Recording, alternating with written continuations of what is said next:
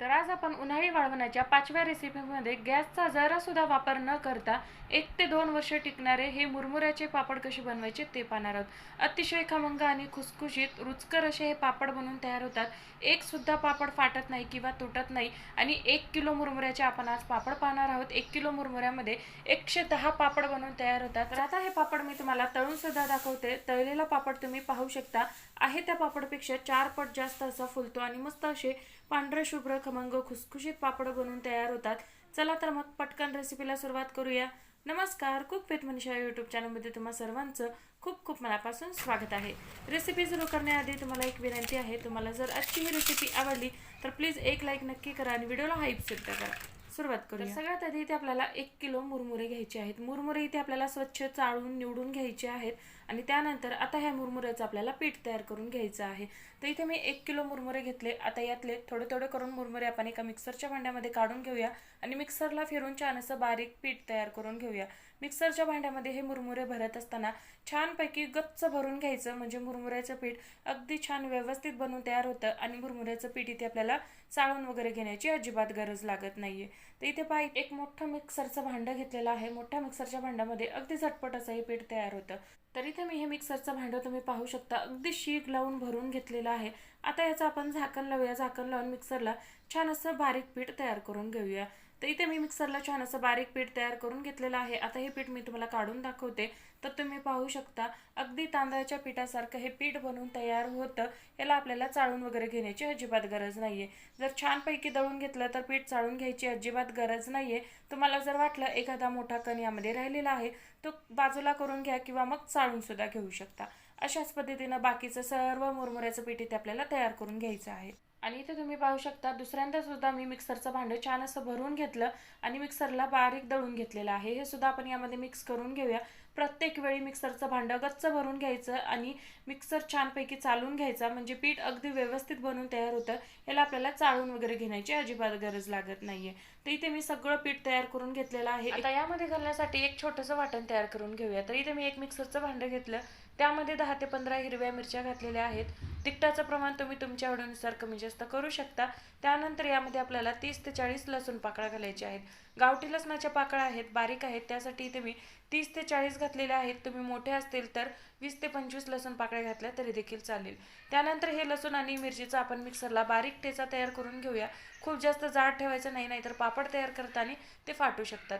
वाटून घेतलेलं हिरवी मिरची आणि लसणाचा ठेचा मुरमुऱ्याच्या पिठामध्ये घालायचा आहे आणि यामध्ये पोहे खायच्या चमच्याने 2 चमचे मीठ घालायचं आहे। आणि आता यामध्ये भरपूर अशी बारीक चिरलेली कोथिंबीर घालायची। कोथिंबीर घालत असताना त्याचा देठाचा भाग घ्यायचा नाही, शक्यतो पानं पानच घ्यायचे, म्हणजे पापड बनवताना अजिबात ते फाटणार नाहीत। आता संपूर्ण साहित्य छान असं एकजीव करून घेऊया। एकजीव करून घेतल्यानंतर आता यामध्ये आपल्याला थोडं थोडं करून पाणी घालायचं आहे आणि छान असं पीठ मळून घ्यायचं आहे। आपल्याला अंदाजेच वापरायचं आहे, तरी सुद्धा मी तुम्हाला एक अंदाज सांगते शेवटी मला पाणी किती लागलेलं आहे। तर सुरुवातीला मी 1 वाटीभर पाणी घेतलं, मिक्सरच्या भांड्यामध्येच घालून घेतलं होतं। त्यामध्ये थोडीशी हिरवी मिरची राहिली होती, तेच विसळून मी भांडं घेतलेलं आहे। त्यानंतर इथे तुम्ही पाहू शकता 1 तांब्या घेतलेला आहे। त्या तांब्या सुरुवातीला 1 तांब्या पाणी घ्यायचं आणि थोडं थोडं करून पाणी आपल्याला हे पीठ मळून घ्यायचं आहे। सुरुवातीला 1 तांब्या घेतलं आणि त्यानंतर पुन्हा 1 तांब्या पाणी मी इथे घेतलेलं आहे। टोटल इथे आपल्याला 2 तांबे आणि 1 वाटी असं पाणी लागलेलं आहे। तुम्हाला थोडंफार कमी जास्त लागू शकतं, प्रमाण काही नाहीये, पण तुम्हाला एक अंदाजा यावा त्यासाठी इथे मी पाण्याचं प्रमाण सांगितलेलं आहे। तर इथे पहा, इथे अशा पद्धतीने आपल्याला हे पीठ मळून घ्यायचे। त्यानंतर हाताला जरा सुद्धा तेल न लावता थोडंसं प्रेस करून ह्याचे गोळे तयार करून घ्यायचे आहेत। हाताला थोडंसं चिटकल्यासारखं वाटतं, पण तुम्ही जर प्रेस करून दोन्ही हातांनी छान गोळे बनवले तर अजिबात हे हाताला चिटकून वगैरे बसत नाही। इथे मी हे पापड बनवत असताना 1 थेंब तेलाचा सुद्धा वापर केलेला नाही, अर्थातच फक्त पापड तळण्यासाठी इथे आपल्याला तेल लागणारच आहे। तर अशाच पद्धतीने बाकी सगळ्या पिठाचे आपण गोळे तयार करून घेऊया। एकसारखे गोळे तयार करायचे, म्हणजे पापड सुद्धा एकसारखे बनवून तयार होतात। तर इथे पहा, इथे मी संपूर्ण गोळे तयार करून घेतलेले आहेत। तर इथे आपले टोटल 110 हे गोळे बनवून तयार झालेले आहेत। पापड सुद्धा इथे आपले 110 बनवून तयार होणार आहेत। तर इथे आपले गोळे बनवून तयार झालेले आहेत। यावरती एखादा कॉटनचा रुमाल घ्यायचा, थोडासा ओला करायचा आणि ओला रुमाल यावरती झाकून ठेवायचा।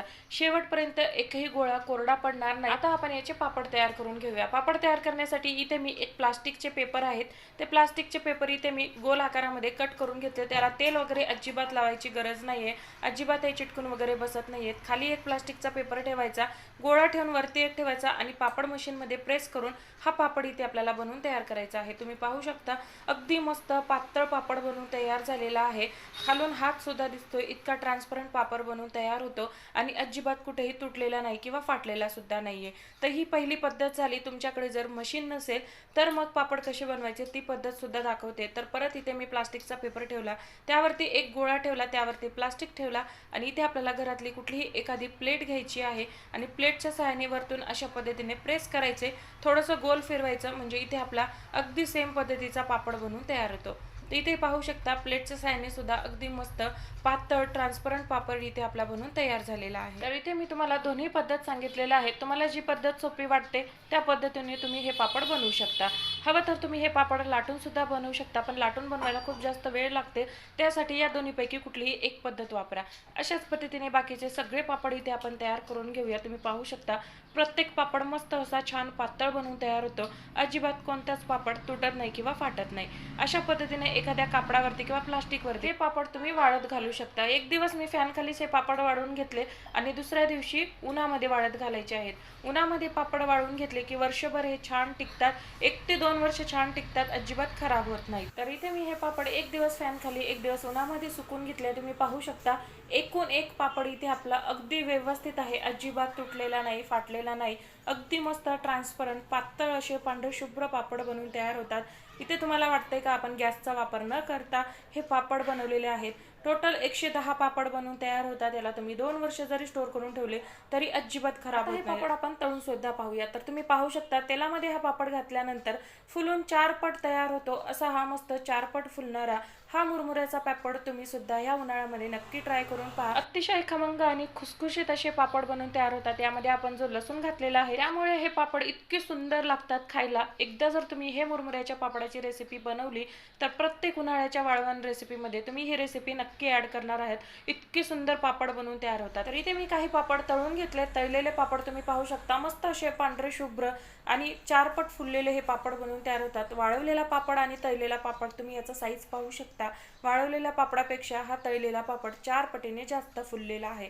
तुम्ही सुद्धा ह्या वाळवण रेसिपीमध्ये ही मुरमुऱ्याच्या पापडाची रेसिपी नक्की ट्राय करा। गॅसचा अजिबात वापर न करता अगदी झटपट असे पापड बनवून तयार होतात आणि खायला खूप सुंदर लागतात। नक्की ट्राय करा। रेसिपी आवडली तर लाईक शेअर सबस्क्राईब करा आणि व्हिडिओला हाईप सुद्धा करा। तर पुन्हा भेटू, धन्यवाद।